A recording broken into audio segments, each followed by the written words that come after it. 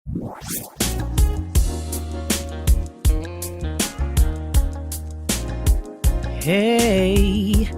sis. What up? What's going on? How are you? I'm yet alive. How are you? Same Z's.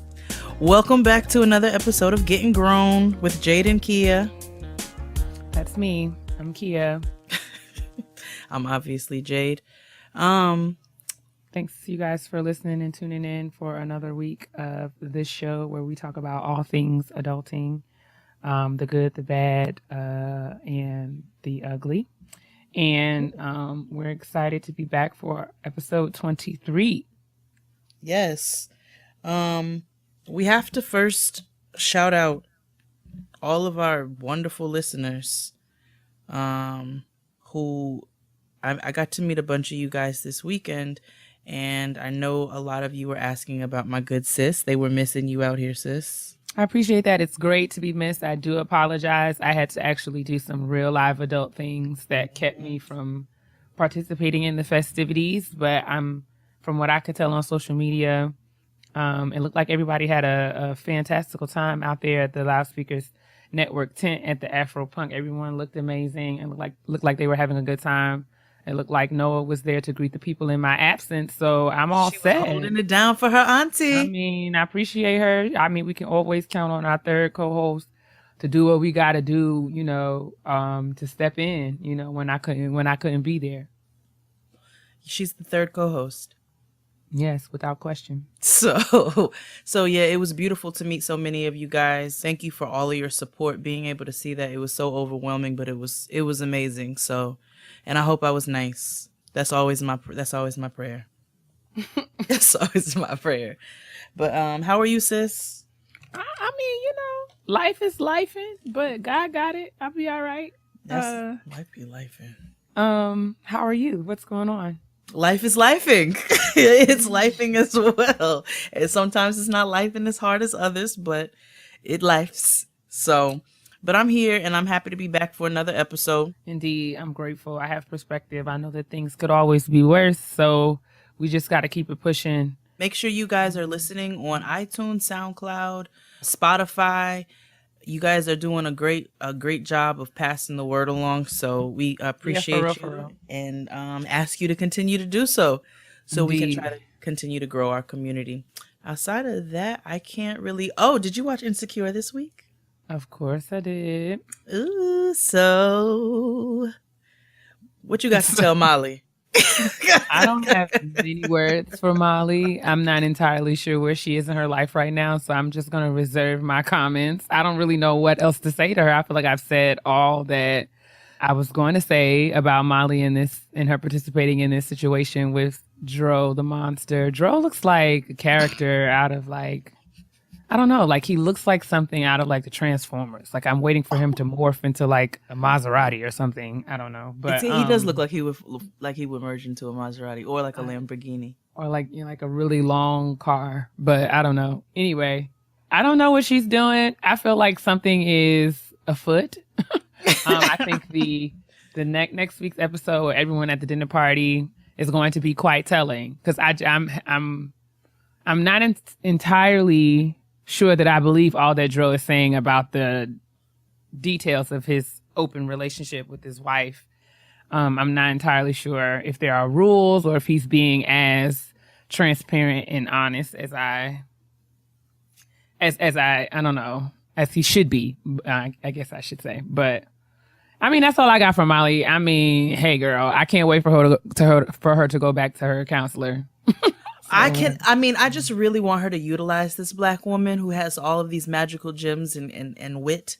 I mean, I guess that she's processing and dealing with a lot of different things, but yeah. I mean, this is all, I don't know. I feel bad for Molly because I can relate to her being tired and exasperated and just over her situation. I have been in that place. And I know that sometimes that kind of exasperation and desperation, we don't want to call it that, but that's sometimes what it is. But it will have you doing things that you swore up and down that you would never ever do. So I'm not at all coming at Molly and from like from a soapbox of judgment saying, wagging my finger at her. I definitely feel like she is, I don't know. I just bless her heart. I actually relate to Molly because like I wasn't as hard on her as I thought I would be with this situation, because I told you all, briefly before, but I remember finding out, things that, I never thought my parents had a perfect marriage because I saw their marriage. But when I, found out certain things about, my father, I was thrown off, you know what I'm saying? Because you view them in this light, and it can really, I think it really like fucked her whole world up. So I get it, but I felt like Molly was going to do this anyway, regardless. Oh, absolutely. I get it. I get it. I do feel like that was probably the straw that broke the camel's back, but I feel like it was probably the last straw hanging by a thread. It was just on its way out anyway. A very thin one that is frayed. A very, very frayed straw.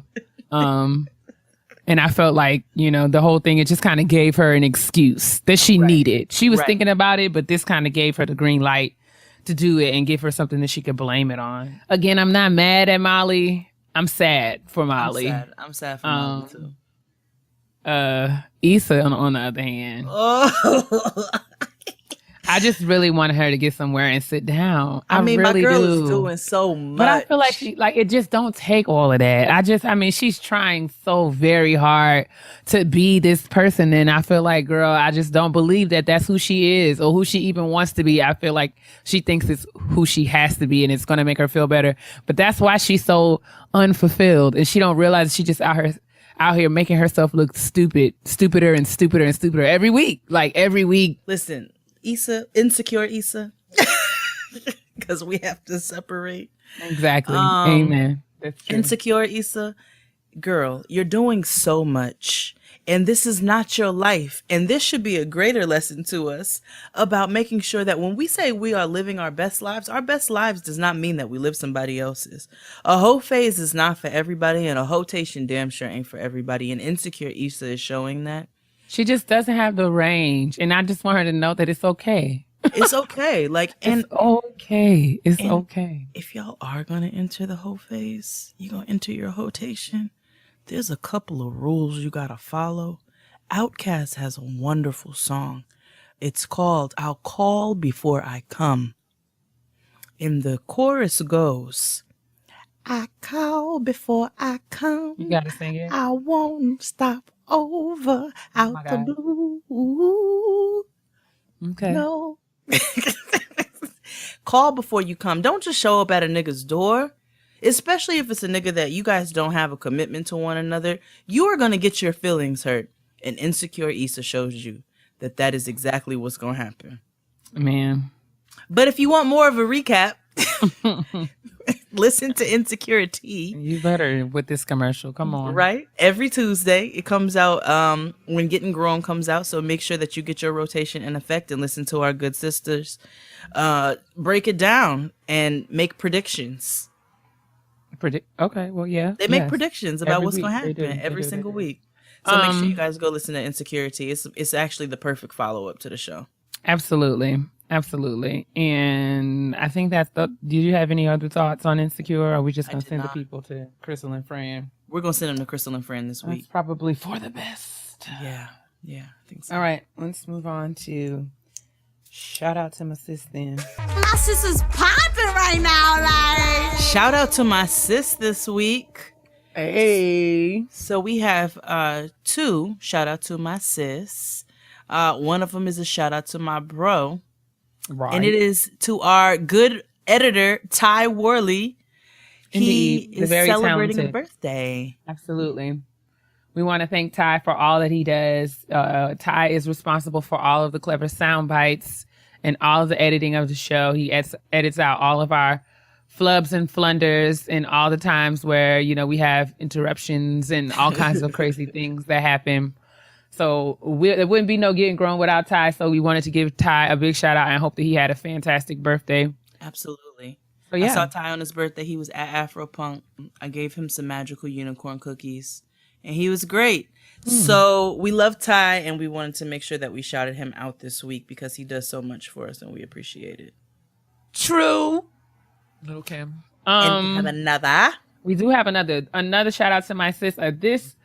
We're gonna shout out my good sis, Miss Tania D. Porter of the Green Room Color Suite and a styling bar in Silver Spring, Maryland. Many of you have asked me time and time again, who does your hair, where I get my hair done. So I wanted to feature Tania because she is responsible for my hair and has been since I moved to this area 5 years ago. I met Tania when I had long hair. She was the one who coached me into cutting it all off. And then we have had a great time getting to know one another and really literally doing every single style and color combination known to man. I have had all kinds of hair do's. You sure have. And I have really enjoyed it. I love Tania. She's an absolutely talented stylist and she's a thinking stylist. She will not set you up. She is very much committed to the health of your hair and working within the range of your possibility and your limitations. So whatever, and she will not, have you out here. A lot of times we go to the hairstylist and we have a picture of some model who's wearing a wig or has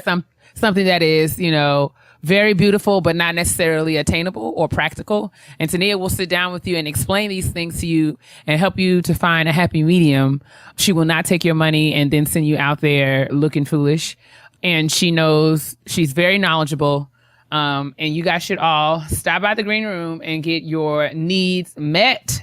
I will leave all of her information, her contact information, her website that features photos of her work and all of her services and all of her booking information so y'all can visit the Green Room and get yourselves together. Okay? Tell Tania that Keia sent you over.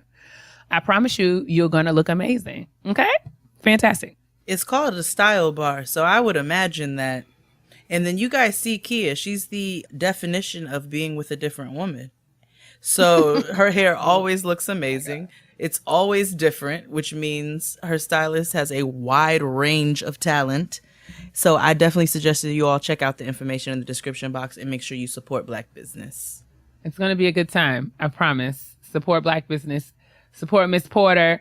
Go visit the Green Room. It's time for the kitchen table talk. Grab your snacks. Gather around, fix your plates, and let's settle in for some good grown folks talk. Adjust your seats. Everybody get your scoots out the way. When you hear all the chairs scooting. Oh my gosh. Yes. I'm very familiar with everyone adjusting themselves into their chairs and getting comfortable. Yes. Do whatever you need to because we're going to settle in for some good combo today.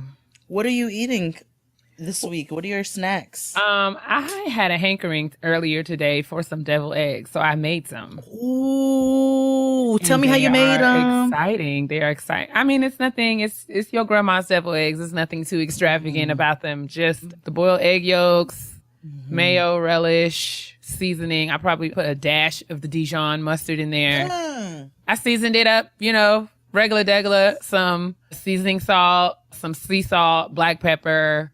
I put some scallions in there because I wanted a little crunch. What else did I put in there? Ooh, and it adds like like not too strong of an onion, but it adds a little bit. Just a little bit of that. Some garlic powder. I put a little Old Bay in there and a splash of Tony Citrus. You better Cajun seasoning. I think that's it. And of course, I would be totally remiss in not hitting it with a splash of the smoked paprika for coloring. Sis. Come on, sis. For coloring. For my culture. Because you know what I'm saying? This is true to who I am.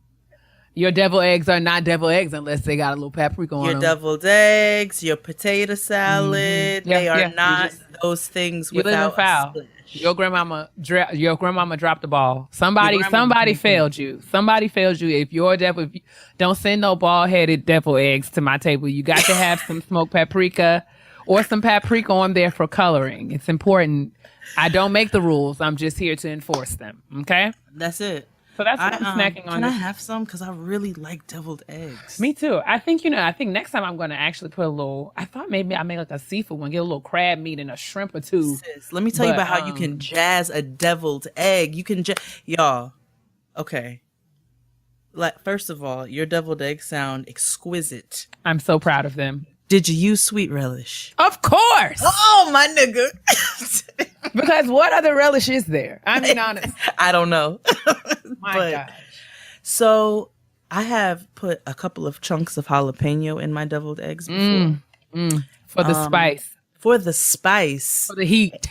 And with a touch of honey. Oh, my nigga, when I tell you that it is, just sis. That's unexpected. Sis, but it's so good.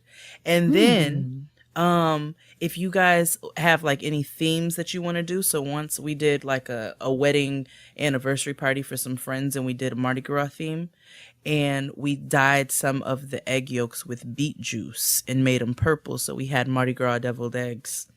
So that's just some ways that you can jazz up your deviled eggs. But my sis definitely did an amazing job of explaining how you should season them properly. Yes, that's it. That's our cooking lesson for the week. That's it. We're gonna have a cooking segment soon, but I'm just eating some leftover cold wings from Crystal's house. Cold wings. Oh yeah, cold wings are delicious. But we went to Crystal's yesterday to watch a Game of Thrones. Oh, she told me that friend was coming, but she didn't tell me that you were going to. Me and Tristan, we went. That's awesome. And another friend, we went over by Crystal's and we watched Game of Thrones. Y'all know that I do not watch Game of Thrones, and so therefore it was exciting. It was unbelievable to watch the very last episode. So I'm sure you were quite confused, but I'm sure you just... I think I got enough, but I'm definitely going to watch it. Actually, I have something fun coming for you guys, featured by the Loudspeakers Network and Fan Bros. So we'll have a fun announcement coming soon. We'll be doing some Game of Thrones stuff. Oh. Yeah. I'll tell you about it. You ain't interested. Unless you want to watch Game of Thrones with me. I've been watching Game of Thrones. I watched it with Keisha and Joseph last night. Yes, I do. Oh, well, that's perfect. Well, then we're going to talk. Moving right along to the kitchen table talk as I eat on Keia's eggs. That sounded terrible. Yes, I did. Please. I think a pause is in order. Thank you very much. Pause. Okay. A pause is definitely in order for that. My. This week, we want to talk about humility. Okay, and not Kendrick Lamar, not in the way Kendrick Lamar speaks about humility. But I do want to start off by asking you, first of all, sis. Yes? What do you think humility is? I had to consult the Google machine.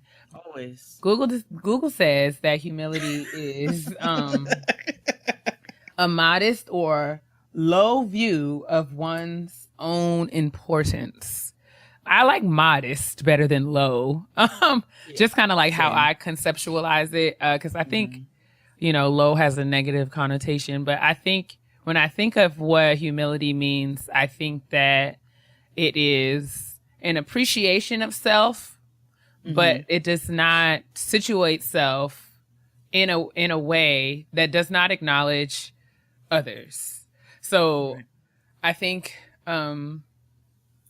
being aware of yourself and confident and assured in yourself, but not necessarily feeling like the sun rises and sets out of the crack of your behind.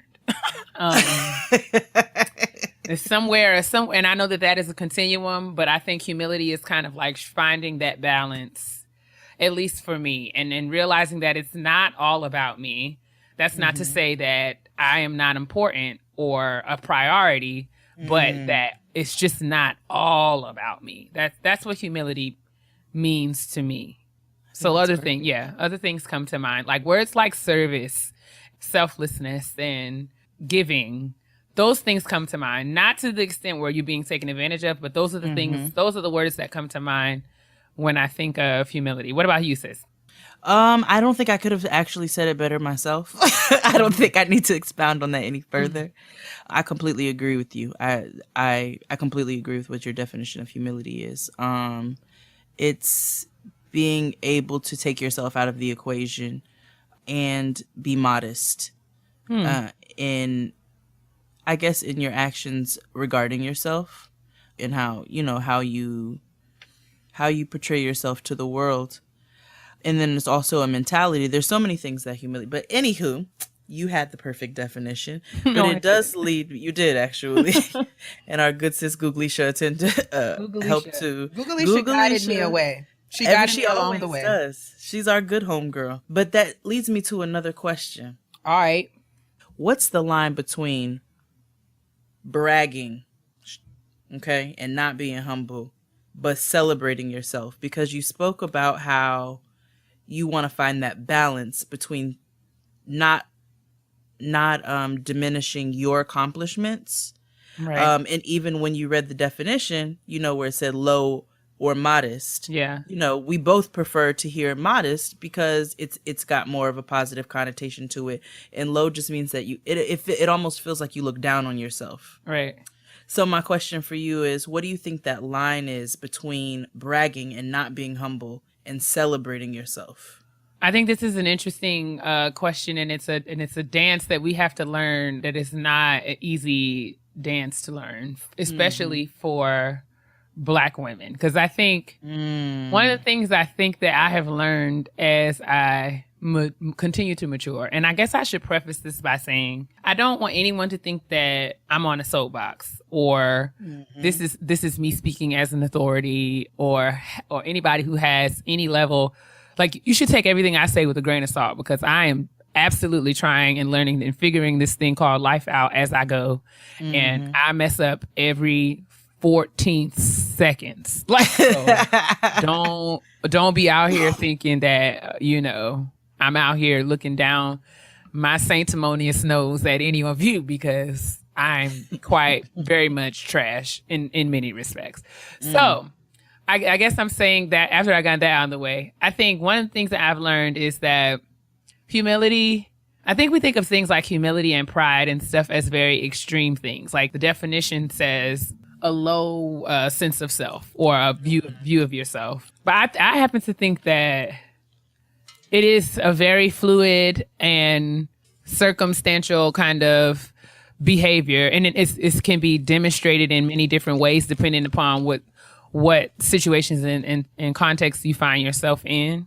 So as I was saying when I was saying my definition, I think humility is not a black and white thing. I think it's kind of like a black and white hard yes or no kind of this is what it is answer. I think it looks different in different spaces. And it's our job to learn what is most appropriate or effective or applicable, I guess, whatever word you want to stick in there. Given the situation that we're in, I think people often assume that things about you and your character based on who you are and how they perceive you.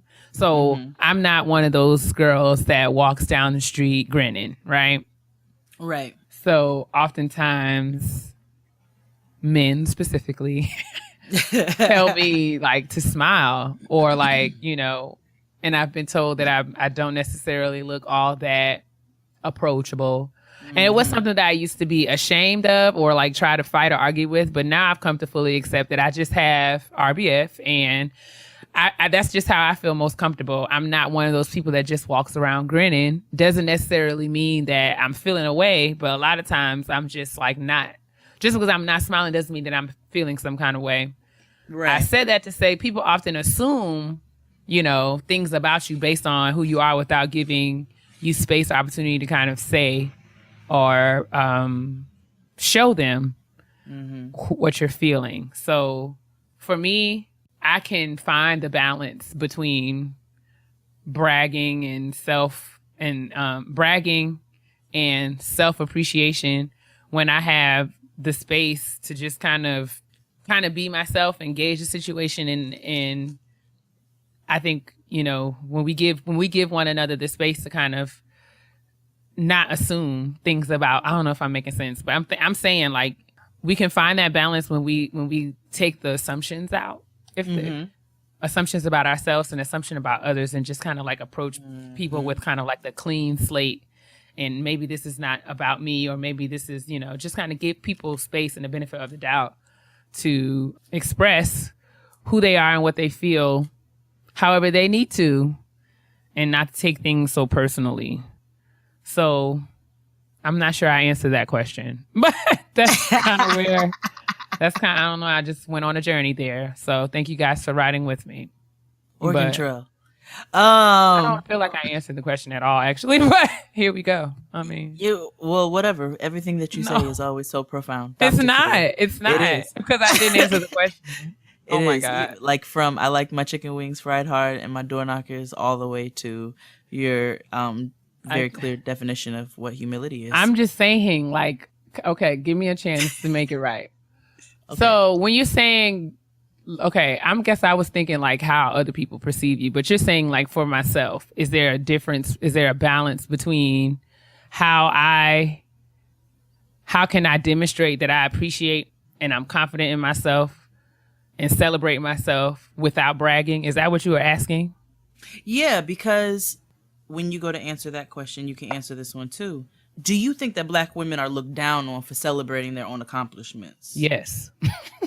Okay, go ahead. I'm listening. I do. I feel like people always look at us and assume that we are just in a space and you know, that, you know, they assume certain stereotypical things about a Black woman just off the strength of certain things. Like somebody will look at me and because I have natural hair, they will assume things about my opinions and my views and my standpoints, like just because, like, you know, we have a tendency to box people in certain. People will think that because I have natural hair, I don't eat pork or I don't, you know, like those, right? And not a judgment or anything, but you know, people. So I say that to say, people often believe that Black women are one way, and a lot of times, if a Black woman is too much of something. Too much of anything. If she is too much of anything for anyone, the first thing that society and people and tradition and rituals will do is tell that woman to change herself with no questions asked. You know what I'm saying? Like, you're too loud. Your laugh is too loud. Like, you type like too fast or too hard. Like, you know, anything like. You pop your gum. You know, people have made assumptions about me because I'm tall or because I look you in your face when I'm speaking to you, or like certain things, you know, especially now. I'm going to be real transparent here because this is real. It's real tough for me. I did not go to graduate school for all those many, many years. Just for the sole purpose. Like, I think people really get caught up in this doctor thing.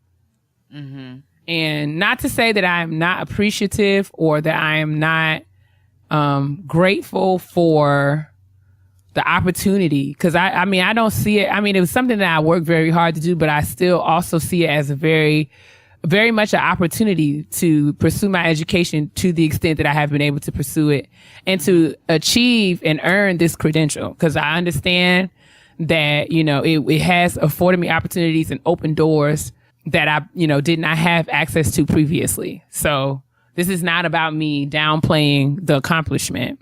But I feel like sometimes people get real hung up on the title and are less concerned with the responsibility or the work that comes with it. And that's been so interesting to me.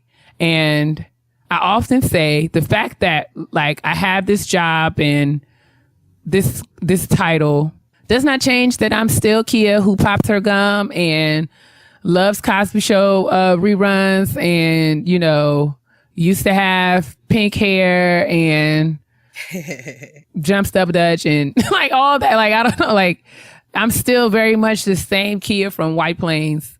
Right. But that's humility. Does all the things. But just because I feel like, and what I want people to know is having a PhD is amazing. I'm very grateful, but it also doesn't mean that the work hasn't stopped. Like, I'm not sitting back and resting back and waiting for people to call me doctor and bring me things, with my feet up. This means that the work has just begun. You know what I'm saying? Like, for me, the work has just begun and I'm still learning and I'm still figuring out, my life. So I think people get real hung up on titles, without, and that's what I feel like, that's the danger of pride, is that we kind of get caught up in the fame or the benefit of certain things. And we forget the responsibility that comes along with it. So I feel like in that sense, Black women are often asked to humble themselves. And I don't agree with that because, you know, I think I see that as kind of like, you're not only not acknowledging me, but you're not acknowledging how hard I had to fight to get here. Yeah. So I still don't feel like I'm answering any of your questions. I'm really bad at this, but No, we just talking. It's fine.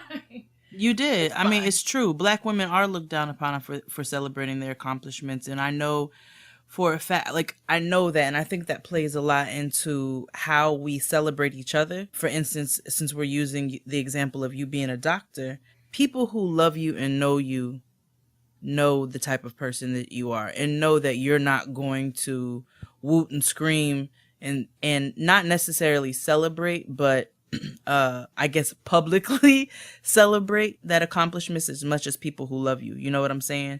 And we kind of do that for you. And I think that as a community, we kind of do that for each other as friends, as just different, you know, people who love one another. Even you guys sending us, shout out to my sis, Right. graduation announcements all through graduation season. It's because you wanted to celebrate somebody else, which is also a level of humility. Right. But it's because you wanted to celebrate somebody else. And I think that Black women are often looked down upon for being too much of something, too loud, too you know, you might be an extroverted person and you're looked upon as being entirely too loud and too boisterous. And you know, you've got people like Angela Rye, who's very well informed, and people will look at her maybe and say, oh, she's way too pressed. She needs to calm herself down. She needs to sit herself down somewhere. Why does she need to do that? She's well informed. She has a very clear and concise opinion. Why is it that she cannot challenge you in what you have to say? It is because of people feeling threatened. And I think that it's so key that we look at how we're treated as Black people in general, but especially Black women. And we need to make sure that we find that balance, like he has said, between celebrating ourselves. Because when you have accomplishments, such as getting a PhD or whatever your personal accomplishment is, it deserves to be celebrated. And you deserve to acknowledge the hard work that you put into something. And I think often we don't do that enough. I mean, I agree. I think for me, I can almost trace the root of it because, you know, I grew up in a household where my mother said things like, you don't get a parade for doing things that you're supposed to do. Mm-hmm. I agree with that to an extent, but I also feel like I probably could do better or could stand to get more comfortable in kind of flexing a little bit more. And not necessarily, but I guess what my hang up is like, you know, I don't ever want to give myself too much because I know that I'm still very much a person in process and I'm still learning.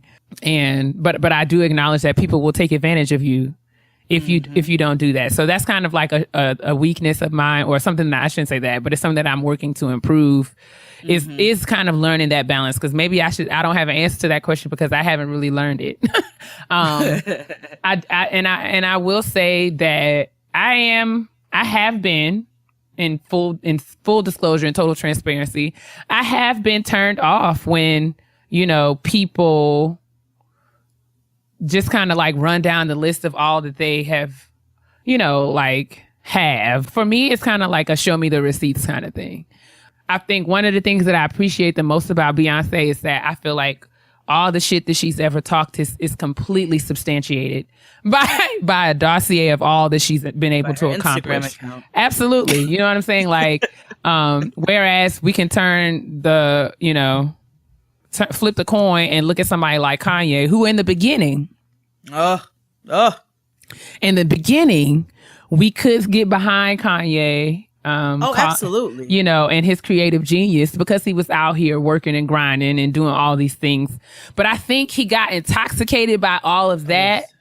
And yes. I think that's one of the most dangerous things about pride. And he lost his damn mind. You know what I'm saying? Like, it can kind of take you out of, you know, you get so consumed and so caught up in wanting to be this thing that you've puffed yourself up to be that you lose sight of like what's going on in a rational, practical, realistic world. Like all the things that I've had to face in life, you know, losing my brother, losing jobs, losing opportunities, being disappointed in relationships, all of that. And especially like, you know, especially the more tragic things that have happened recently. I know that life can change in a minute, like in a moment, in a second, your life can absolutely change. And I just don't put stock in the things that I used to put stock in. Like even what we was talking about last week, like the things that I thought that I was looking for in a relationship, those kind of superficial things, like real life taught me that, you know, there weren't, when things hit the fan, those were not the things that were going to sustain me. So pride really kind of clouds your judgment in a way. And I think I've learned that. I've had like a really, a taste of that, like a real, like a hard lesson. I've had to learn a hard lesson of that in my life recently about how things can change so quickly. And that keeps me from being too like, it's all about me because I'm out here and I am the reason why I am where I am today, because I know that that's just not true. Right. Right. Yeah. So you mentioned some things about, you know, looking at a person who is too prideful. And I think Kanye is a perfect example, because Kanye was arrogant in the beginning, but Kanye explained his arrogance, and he explained it in a way that was endearing to us by letting us know, listen, the reason I'm arrogant and I'm saying that I know that I'm good is because of where I'm at right now. And when I first started, nobody wanted to hear me. Everybody clowned me, you know, so forth and so on. We saw his grind. Like he had receipts. Right. He had receipts. Right. So we had to respect it. We were proud of him, exactly. And we respected it, and it was an endearing quality. Right. And then along the way, he lost his damn mind. and the quality of, and for me, the quality of the products diminished considerably, right. Which really, really lessened my capacity, which really lessened my ability to to be able to tolerate all of the other nonsense. Like we could tolerate Kanye's nonsense because he was still, you know, cranking out great music. But when he started going crazy and then the music went south at the same time, and then the t-shirts was $3,000, we was like, oh sis. Wait, like hold on, wait a second. Yeezus? You know, that's when he lost me. Now you like, know. God featuring God? Like I was like, what? That's when I am lost. a God featuring God. You know, that's when he lost me. He died. I mean, that's just he's gone. Like he's just gone. He's no longer. Kanye went from being in my iTunes to being in my prayers. I just want to call out his name and pray that the Lord will, at some point, bring him back to some place of clarity so that his talents can be used again. Because what is this? You know, that was the exact point. He just left. He left my life and went to my prayer life. That's what happened. So I love it from being in my iTunes to being in my prayers. At that moment, when he started calling himself Jesus, I said, "Now wait a minute." Nah, he went from being in my iTunes to being. And in I my still memory. believe that Donda is up in heaven, and shaking her head. I believe that she visits Kanye nightly. I don't know, because I feel like if she did, he might not be doing the stuff that he does. I don't know. I think he's still fighting it. But I do, and I feel like I feel like West, what's the baby's name? North and Saint. Five-O goes. Yeah, Five-O goes West. North and Saint. I feel like North carries Donda in her spirit, because the way that she side-eyes her mother sometimes. I don't know. I feel like North is kind of gives me like dragged down to the sunken place by that band of relatives that she has around her. Help us, Jesus. And I feel like the Kardashians do a wonderful cultish job of making sure that their own stay loyal. I was praying for Kanye's children long before they even got here. I was praying. Before they ever were even thought of, I was praying for those children, because Kanye himself is lost, and I don't think that my prayers can find him. So I think he's a great example of somebody who's gone batshit ass crazy and who has lost all sense of what humility is. But then let's look at somebody like Jay-Z. Because we talk about a fine line. I love Sean Corey Carter. Celebrating our accomplishments and just straight up not being a humble person, or not displaying any humility. A lot of people have problems with Jay-Z. They have problems with him as his rap has changed. And he speaks about the things that he has and how these are things that we do not have, nor do we envision ourselves having them anytime soon. Listen. But how I kind of view it, like, I get it, the whole relatable factor. Jay-Z is speaking about things that I don't even dream about, honestly. I don't dream about these paintings. They don't live anywhere in my vision. I don't have the amounts of money that Jay-Z has. I don't have 1/83rd of the money that Jay-Z has. 1/83rd. But I also feel like when you get to a certain point in your life and you've worked hard to get there, why can't you celebrate those things? And where do you think that line is? I don't know. Like you said, I mean, I feel like Jay-Z, I'm sorry, I cut you off. Finish. You're fine. I feel like Jay-Z's progression to me feels like a testimony versus like, okay, remember we was talking about like Bow Wow? Oh. And how, you know, it's a false sense of he's got a complete false sense of not only who he is, but like what's going on in the world. But for whatever reason, Bow Wow truly believes that he has some level of social standing that you know, well, okay. So I feel like I respect Jay-Z's like even when I was saying about Beyonce, like, because Jay-Z has receipts and even the spirit in which he talks about certain things. Mm-hmm. It doesn't give me like, it doesn't make me feel like, oh man, my life is horrible or I'm not worth these things. But and this is just my perception. I'm not saying y'all have to agree with me, but when I listen to Jay-Z talk about his success and what he has, it inspires me to want to have that for myself. Not his, but mine. Like, I feel like Jay-Z has and is living within, you know, his purpose and destiny. And he worked hard for it. And we saw him work hard for it. And his journey is different than mine and everybody else's. But he's been transparent about the journey throughout. So, of course, as he has grown and changed and evolved, so has his sound and his content and all of that and his grind and the things that he aspires toward. So I think that's the difference between bragging and appreciating or acknowledging what you've been able to accomplish and doing so in a manner that will hopefully inspire and empower people to let them know that they can have it too, but they've just got to work for it. Within whatever situation or circumstances they find themselves in. Yeah. I agree with you. I agree with you as far as how he's evolved, how he's changed. Even 444, you know, him speaking about his mental and emotional journey as well.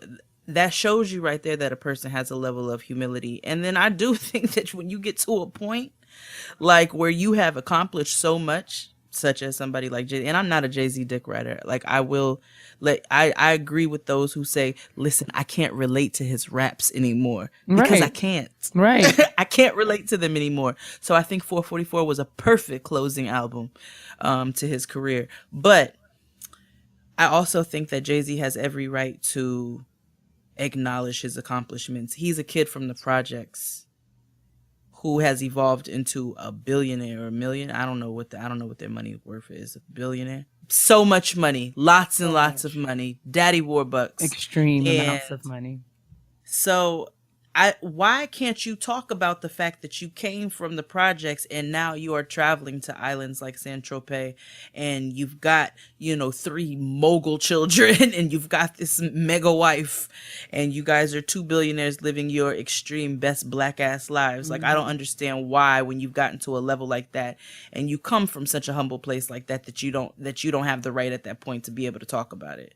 And so especially I like 444. What I like most about it is that he talks about his mistakes just as loudly as he talks about his victories. That's it. Yes. Like, and I think that's critical. Like that's what, like, don't tell half the story. So like people who get on Twitter and talk about how perfect their life is, I'm thinking, I don't want to say her name because Lord help me, Jesus, I'm trying to be better in my life.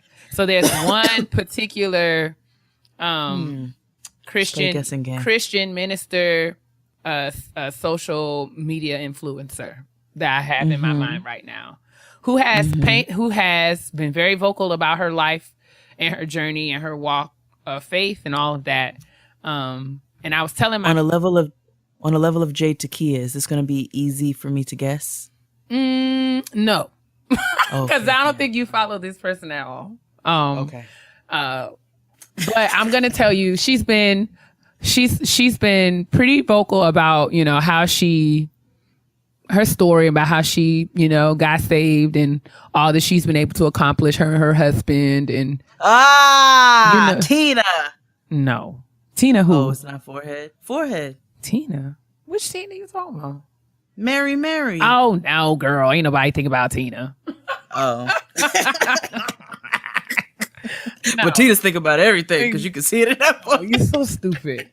No, this girl's been really, and she now she's a preacher, and I feel like she's always posting these very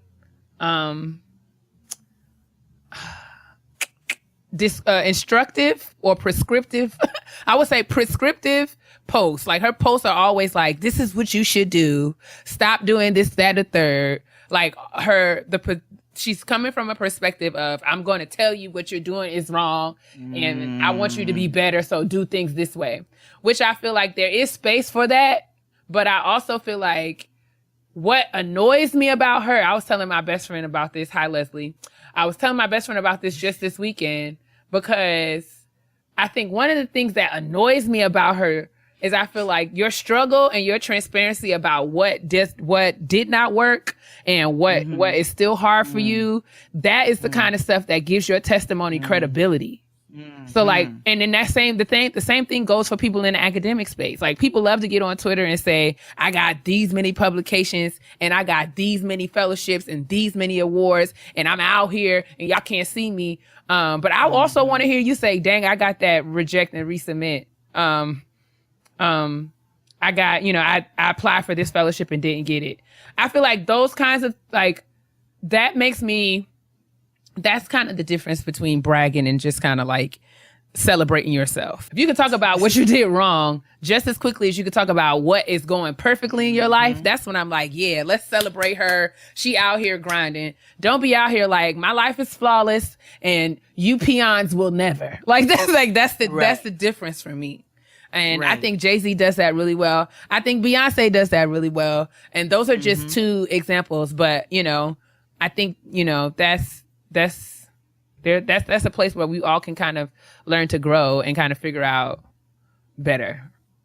Yeah. And that makes me like, you know, like you said before, I don't ever want to get, especially on, you know, on a platform like Getting Grown. I don't want to get on here and stand on my soapbox and make it sound like I got everything all figured out. The whole concept behind the show is that we are getting grown. Absolutely, that we're just not quite there yet, but we're trying to find the tools. And as we find the tools and we find the steps that work for us, we're going to share our testimonies along the way. Like Keia said, in an academic space or what have you, you want to hear about people's professional spaces. Period. As you want to hear about parents, people's fuck-ups like as moms, much. Moms. All of that. Right. I know you get tired of the moms who like, my child was potty trained at 3 months. Like, I really do. Like my child learned how to read at 2. I'm like, well, good, bitch. Like, I'm glad you had enough time to do that. You know what I'm saying? But a nigga got to go to work. Exactly. Like, you know what I'm saying? Like, I want to make sure that like when I sat here and I told, I might post some delicious, amazing pictures of my food because I'm super proud of it. Because you know why?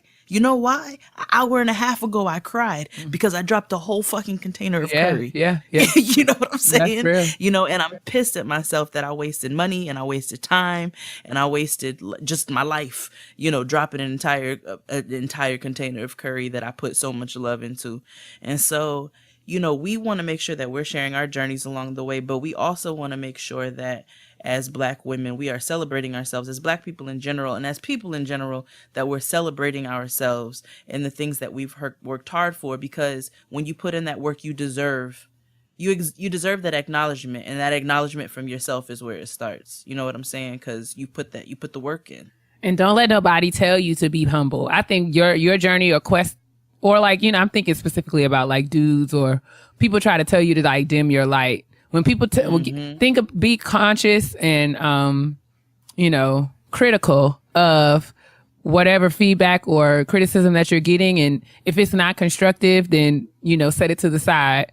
And I think it's important for us as like you said, maybe we should have homework. Dustin gives homework sometimes, but I'm going to give some homework today too. I think it's important since we are often told that you're to this or to that. I think we should find something that you are to of and celebrate yourself. And I'm going to do it. I'm going to find something tomorrow or later this week. I'm going to be like, I'm too tall and I love it, or something like that. Or, and when I want, if you're a listener, I want you to do that too. And, mention us in it. Yeah. Mention us in it and we retweet it. And then I will also affirm you and yours, not everybody's, because, I do have work to do, but, I will try to be intentional about affirming someone else's, saying that I'm too Black, or I'm too this, or I'm too that, or I'm not too anything, or I'm just this. You know what I'm saying? Like however you want to affirm yourself, do that this week in a public way. And, we can celebrate ourselves and celebrate one another in a way that, is not all Kanye. Not all y'all, not Kanye, but more Jay-Z. Kind of like a celebrate yourselves and your journey in a way that will inspire somebody else and inspire you to keep grinding and working. And take that, because that's a good point. Like, take that and use that also to assess yourself on how you feel when somebody else celebrates their own personal accomplishments. How does it make you feel envious? Does it make you feel motivated to want to do more yourself? You know what I'm saying? Do you look at people and say, oh, they think they're perfect because they post in this or they post in that? Like, how do you feel when somebody else celebrates their personal accomplishments? And I think if we also ask ourselves that question, it'll help us to look better into how we can celebrate ourselves and just maybe kind of tweak some things in the meantime. Take responsibility for the baggage that you bring to the table. And, Absolutely. Check what it is. You know what I'm saying? Like, that's the good one. So it's like, if you roll your eyes when somebody celebrates something about themselves, ask yourself if that's what's wrong with if you? That's more about you or more about them. Right. So that's honest. And let us know how that goes, and maybe that'll be something that we can pick up at a later kitchen table talk. But I hope that was helpful. I'm sorry that I got all turned around in the beginning of the conversation. I felt like I was very, very much rambling. But as I said before, I'm an introvert. And I process to speak. So sometimes when I think I was still thinking about the question before I was ready to answer it, and y'all had to kind of go with me on that journey. But forgive me. I think I'm an introverted extrovert. Oh, Lord, here you go. What does that mean? No, it's because that's what you said. You can be that. You said you can be an extroverted introvert or introverted extrovert. I did. So, yes, I know that I'm an extrovert based off of the definition because I do speak to process. A lot of times I say things. There are times where I do try to think about what I'm saying, especially now more than ever. But I think that's just part of growing up, period. And making sure that you don't just say everything that flies off your tongue. But I think people think that I'm a lot more maybe boisterous or whatever in person, like as I may sound like on the show, and I'm not. So you just described yourself as an introvert. Where does the extrovert come in? The extrovert comes in where I said I speak to process. Oh, okay. All right. Yeah. All right. See, I'm trying to be thorough here. I'm trying to be thorough. I get you. I think. Anywho. Yeah. That's what's up.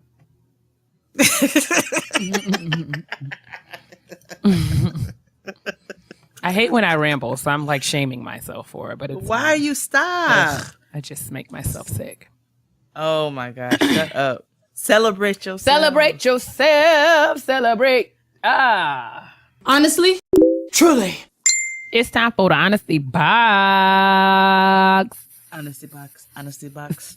Honesty box. Honesty box. Come on, horns. I got a band. Yes. That was like a Donna Lawrence. That was such like from like The Best Is Yet to Come. Amen. I love it. Anyway, this week's honesty box, we got a letter from a listener. And it reads thusly. That's such a churchy word, but here we go. Hi, ladies. I absolutely love the show. You two are just amazing. As are you, sis. Thanks for listening. I know. I'm a bit closer to 40 than I like to admit. Oh, girl, unfortunately, me too. I have 2 daughters, ages 22 and 10. I have always been careful to not bring men around my kids. My 22-year-old has only seen me in 2 relationships in her life, and my 10-year-old has never seen me in a relationship. Some of that is because I was taught everybody that knows you don't need to know your kids. And these niggas are out here literally killing us. The rest of it is I'm socially awkward and have a hard time meeting people. What are your suggestions for meeting people? I'm leery of online dating, but not completely opposed. Keep sprinkling your black girl magic on everything. D. Thanks, D. Thanks, D. Sis, what are your thoughts? Well, first of all, I want to commend you Come on here. extensively. I want to celebrate you, Indeed. sis, for your awesome parenting. I am a staunch believer of the motto of not introducing everybody to your children. Okay, your children don't need to know like 13 uncles through their lifetime. It's just not, or aunties, however your boat floats. But yeah, they don't need to be knowing niggas like that. So I applaud you for that, because I think that's dope. I don't think people need to be introducing to, and I think another aspect of it too is that people don't think about the attachment that kids get to people. And so aside from the fact that you just don't know niggas like that, I don't think people think about the attachment that kids get to people, and it's super irresponsible to be having people in and out of your children's lives. But anyway, with that out of the way, my suggestions for meeting people. I mean, do you go out? You have 2 kids, so I imagine that you have a lot to do. One of them is 10 years old. That's all. I was at home by myself at 10 years old. But I don't know how kids do these days. But you got to go out. Like you said that you're socially awkward, so maybe do you have some friends that you can meet up with and you guys can go hang out, just at a bar, at a local lounge or what have you, someplace where you can go chill. You can go find some nice black people activities, go see if there's a speakeasy around, a spades game, a 2-stepping competition, and go and have a couple drinks with your girlfriends and just chill. And then, niggas will come to you. I agree. I think that, to add to that, I am a firm believer in I'm a firm believer in operating within the bounds of who you are. Like I don't think that you should be out here changing there, like you said, making yourself being open to opportunities to do new things that you're interested in. I think that's awesome. But I don't want you to, I don't feel like you have to totally change who you are, to meet people, to meet the people that you're supposed to meet. Because I do believe that, we are set up the way we're set up for a reason. And yeah, so I think sometimes I just don't want you out here looking like Issa, sis. Like I feel like Issa is a prime show Issa on Insecure, not Issa in real life. I think Insecure Issa. Yes, I think Issa is a prime example of how being too much of something that you are not, or being something that you are not, will have you out here looking stupid. You have to learn, and it's okay to not really know, like get to know yourself and just be comfortable in those spaces. And I believe that I'm a firm believer that if I do things that I enjoy doing and focus on enjoying those things, then meeting people comes with that territory. Like I'm awkward as well, and I've never ever really been good in going out and meeting people. I'm gonna go out and meet some people. I feel like every time I've said that, it ended terribly. But when I've been out and just been being Keia in spaces where I like to, be, the people who I'm supposed to be connected to, whether that be in friendships or romantically, those people just kind of enter my life in a very organic way. Like, it's like I think we have to I don't think you have to do anything specific to meet people other than just be intentional about having a good time in your life. Like, do whatever it is that you like to do and do the hell out of it. Like, if I'm going to like I said, I like to go to the mall. I like to shop. I like to do things. And when I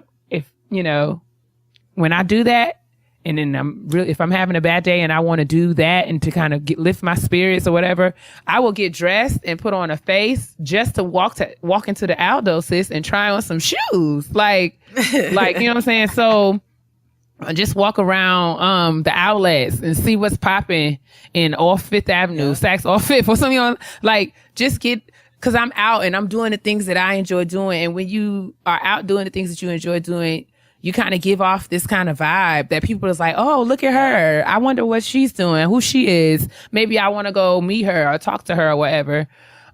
So yeah, if you want an online date, then do it. But if don't feel like you have to do it or you have to do it a certain kind of way. Like, just live your life, sis. I hope that's helpful. Keia took the words right out of my mouth, because if you're not doing what you love to do, you're going to meet somebody who is, I get it, opposites attract, but I'm also a very firm believer in having some similarities and having some things in common. And so when you're doing things that you enjoy doing, you're going to meet somebody else who enjoys things that you enjoy doing too. And y'all can enjoy doing them together. And when you don't focus so much on actually meeting somebody and you go out and you actually have a good time, that's when it happens. Right. And then don't be scared of the online territory. I get it. It's a whole lot of creeps and weirdos out there, but it might help you to weed out some people who don't have common interests with you. And you might be able to find people, if there are certain things that you're into that are very specific, you may be able to find people who are also into those things as well. And then you guys can meet up in those spaces. So, like Keia said, I think it's just about living your best life. And then a person who's supposed to fall into that will fall into that. That's it, sis. Thanks for writing, D. I hope that this is helpful. As always, guys, if you have a question for us, you want us to kind of weigh in on or have some conversation or discussion about, send us an email at gettinggrownpodcast@gmail.com. We would love to read your letter on the air. And I love when you all put in the subject line what it is, when you put petty peeve, when you put awesome. Honesty box, when you put kitchen table talk.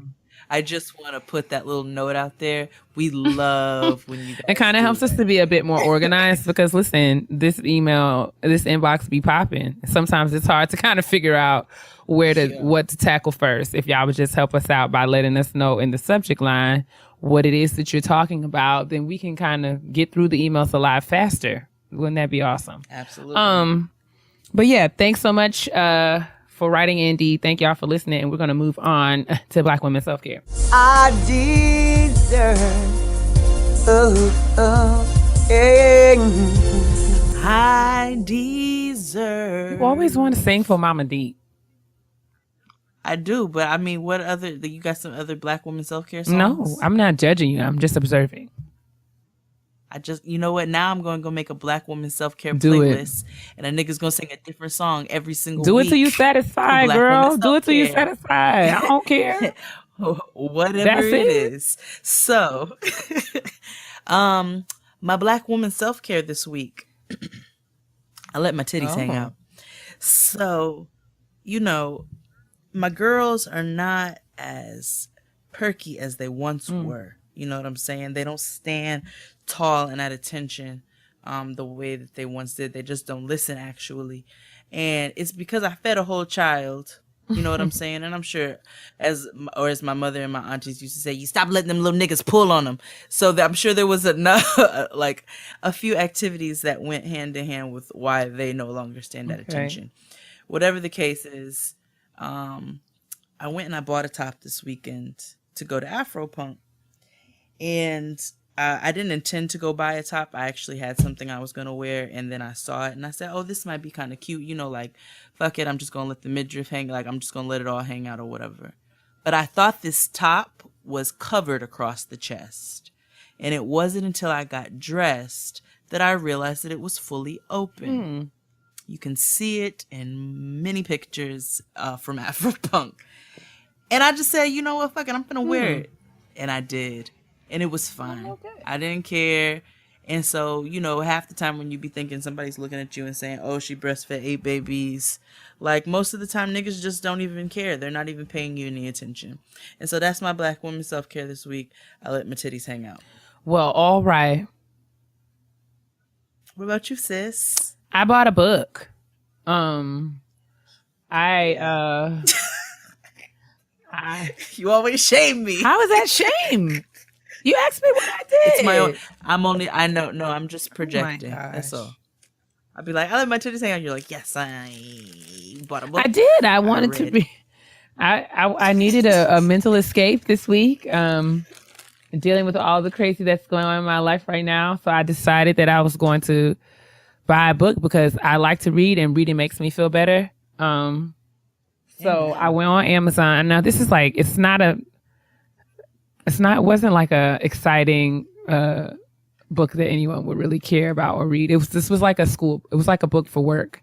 But it's a project I'm working on. And I am writing up this segment of this grant proposal, and I have to learn to write all about like leadership development theory and stuff. So it was this book that my boss had, and I was like, I'm going to buy that book and I'm going to read it by myself. Like, I'm going to buy that book. I'm going to read it. So that's the book that I bought, and I went on Amazon and I purchased it and I have it, and it just makes me happy because I needed the book, because I needed, that's how I'm going to take care of myself. I'm going to read this book and I'm not going to stress and worry about what's going on in my life. I'm going to read this book and be all right. That's what's up. That's how I feel when I read like food magazines. Really good ones though. Like ones that have like really good recipes, and then they motivate me to want to like remix them and do something else. Like, so I get it. You nerd out for your shit. That book is going to make me like, it's going to inspire me to like write and do all the crap that I've got to do. So I was like, I'm going to buy this book. If anybody's interested in what the book is, I'm happy to share that. Just let me know. I won't volunteer that information because I'm almost certain that 97% of you could not care less. But lies. Yes. 97% didn't care that I let my titties hang out. I guarantee you that they want to hear about the book that you purchased, and it might help many people who are in similar fields to yourself, sis. Well, I'm happy to share. You guys just let me know, and I will share that information on. Put the link in the description box. All right, then. That's dope. Well, speaking of books, my sis had a really good idea that she posted on Twitter to start a book club for Getting Grown. We have so many of you guys who love to read. We're both avid readers, different things, but we both love to read nonetheless. And so why not bring all of that together to keep that sense of community going? So we're going to have a Getting Grown book club. Yay, yay. So details for that will be coming soon, but we wanted you guys to stay tuned as we iron out some details. But just know that is coming. Yes, and shout out to everyone who's offered and given me suggestions of what our first book for the book club should be. All 1,000. Yes, we appreciate you, and I have liked all of those tweets. And at some point in my life, I'm going to go through them and write them all down so that we can determine which book we would like will be the first book. If you have a suggestion, feel free to let us know. We would be interested. I mean, I want it to be a good book that we can all chat about. Right. Yeah. I tried to advocate for our first book to be The Coldest Winter Ever, but Keia shut my suggestion down. When did you? I totally did not. I think you made that up. I'm okay. lying. I did. Don't do that. I hate when you do that. You're a troll. Yeah, so if you want to read Coldest Winter Ever as the first book in our book club by Sister Soldier, it was one of my faves when I was 15. So, yeah, Black woman self-care and Getting Grown book club coming soon. Yes. Let's move on to the petty peeves. And I want to be very responsible of the things I say to my sister, because everybody know I can be real petty. P-E to the T-T-Y, honey. Calling all petty people of America. It's time for the petty peeves. Yes. I have a petty peeve today, something that I have been marinating on since Wednesday. Oh, that means it's delicious. It's going to be very brief, and I'm just going to say it, and I'm going to get right out of your way. I do not like when people ask me how I do something that they see me doing. I will expound. People ask me, like if I wear high heel shoes, people ask me, how do you walk in those heels? I mean, what kind, do you see me walking? You see me walking, don't you? Like you put one foot in front of the other just as you would in those patty melts that you're wearing, since no one said anything about your flats. What kind of question is that? Another one, you know how flat grilled cheese sandwich shoes, you know what I'm saying? I didn't judge you in your patty melts. So I'm trying to figure out what it is about the fact that me wearing these shoes, you know, you don't understand how I could possibly walk in them. I mean, it could be because you can't, but that doesn't have anything to do with my feet. Okay. To another one is, you know, those of you who know me know that I have, you know, I wear my nails are long. I've had long nails for years, many, many years, well over 20 years now. I've had long nails. And I was in a meeting on Wednesday, and a colleague in the meeting was just like, how do you type with your nails? I'm like, I know you hear me typing. I know you see me typing. And I was just like, I type very well. Like, I type very well. How do you type? Right. Like, don't ask me how I'm doing something that you see me doing. If you don't need to know how I'm doing it, all you need to know is that I'm doing it, or do you even need to know that? Because this is my business over here. Like, I type very well, sis. I type a whole lot with these nails, just like I walk a whole lot in them high heels. I just let me live. Let me have my life. Let me have the things that I like. Let me do the things that I want to do. And if you don't understand it, then that's the question for you, for the Lord. Don't ask me. It's not my responsibility to explain to you how I do anything. Okay? Yep. And yeah, that's really all that needs to be said about that. That's just where I'm at with it. Ooh, there was one worse. So Friday, Fran, Crystal, and I took Noah to the Museum of Natural History because Noah and myself, we wanted to look at the dinosaur bones. So we left, right? And we met Antoinette outside. Antoinette got this beautiful regal braid up, okay, done by this amazing braider out of the Bronx. I'll be sure to post her information in the description box because she is fantastic. And if you want examples of her work, you can go to aroundthewaycurls.com and look at Antoinette's hair from Afropunk. But anyway, she was out there, and so we walked past this family, and this white dude goes, "How much do you pay to get your hair like that?" I mean, you asked me for his file. Your next question is, what's my PayPal information? Otherwise, I don't see how this has any bearing. That's exactly what she Are you going to pay? She said, "Oh, are you going to pay for it?" And then so I proceeded. So I just want to let you all know that he was George Costanza about the head. So I looked at him and I said, "Well, are you looking to get your hair done like that?" Like, what do you think's getting ready to come from that kind of question, sir? And I know they mean well. Do I they? know they do. But just stop. Stop asking stupid ass questions. Anyway, my petty peeve this week. I'm actually going to read a petty peeve. It says, "Hey ladies, my petty peeve is when adults walk in front of their children. So many times when walking down the street, I see parents walking and see their small child or children lagging behind. Like, girl, why are you 10 steps in front of your child? What if someone comes up from behind and snatches that baby up? You don't even know because you all the way up there staring at your phone. Hold your damn baby's hand, or at least have them walk beside you or in front of you. One time while waiting for the bus, I saw a woman walking and her son dragging behind. He tripped and fell, and she just kept on walking because she didn't even realize. The baby was no more than 2 years old, and even though he was fine, he was just laying on the ground like, so who's about to pick me up off the ground? I had to yell out to her like, excuse me, miss, your baby Terrible. just fell.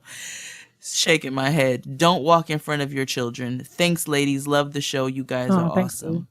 You're awesome, and you're awesome for that petty peeve, because I absolutely hate when people walk in front of their kids. What kind of world do you think that we live in where niggas don't want to snatch your baby up, or that your baby is not getting ready to veer off into traffic? Like, pay attention. So, yes, always walk beside your children. I understand wanting to give them independence, letting them walk on their own. You want to let them walk on their own a little bit. Let them walk in front of you, but don't let your baby walk behind you. That shit is crazy. Amen. And that is another episode of Getting Hopefully y'all didn't hate it. Ow. Yes, thank you guys so much for listening. As always, thank you for supporting and liking and commenting and sharing. Thank you for all the tweets and emails that we receive, all the Facebook 5 stars and all of that. Y'all are really amazing. Shout out to everyone who visited the Loudspeakers Network. 10 at Afropunk and gave Getting Grown love. We really appreciate you. Shout out to everybody. We really, really, really, really love y'all. Oh my goodness. And I think that's it, sis. Yeah, I'm overwhelmed, sis. I was overwhelmed. Like, the love was crazy. And you saw our names on the step and repeat.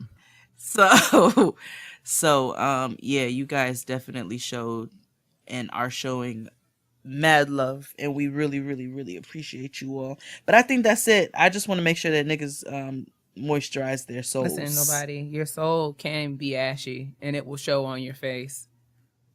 So sure drink will. your water and mind your business and stay moisturized, because your black will certainly crack if it's dry. Goodbye. Adios.